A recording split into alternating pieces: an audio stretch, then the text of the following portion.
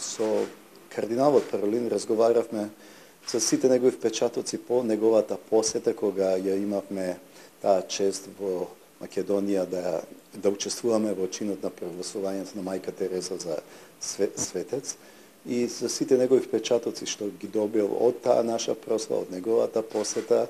и односите кои ги градиме како Република Македонија и Ватикан повеќе од 20 години од воспоставувањето на дипломатските односи. Исто така кардиналот Паролин укажа на состојбите на нашите релации и како е можно оваа соработка да ја дигнеме на ниво на темелен државен договор меѓу Ватикан и Македонија.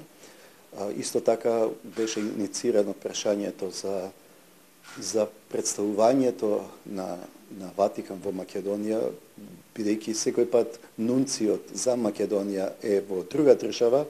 и какви се можностите да тоа биде покривано од Македонија. Разговаравме и со кардиналот Паролин за актуелната состојба што ја погодува Италија со бранот мигранти од Африка кои сега доаѓаат, какви се состојбите со мигрантскиот бран во нашиот регион, знаат за се што се случуваше 2015 со бегалците и мигрантите од Блискиот Исток и каква се прејавија интерес за сите луѓе, особено ги интересира хуманитарниот аспект на кризата, бидејќи тоа се човечки суштества кои ги изгубиле сите услови за живот во нивните татковини и бараат помош. Но ја го потенцирав дека освен хуманитарниот имаме и безбедносен проблем на мигрантската криза која е одговорност на самите држави. И затоа Македонија прави се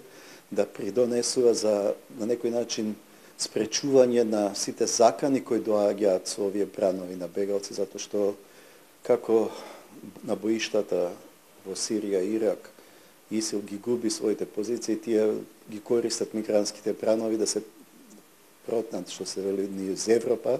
а и овие последни наследи што ги имавме во Манчестер, предходно во други европски градови, кажуваат дека ќе бидеме изложени на многу последици од тие повратници од боиштата. А и католичката црква е навистина многу заинтересирана и пројавија интерес бидејќи има средба во Москва со папата на коптите, а еве денес слушам дека и 25 копти се повторно убиени и 25 ранети, дека коптите се изложени на секојдневен притисок и терор, а исто и со малите христијански заедници на Блискиот Исток, тие се изложени на големи притисоци и селувања и тоа беа и теми на разговори како можеме да им помогнеме на тие луѓе и уделот на Македонија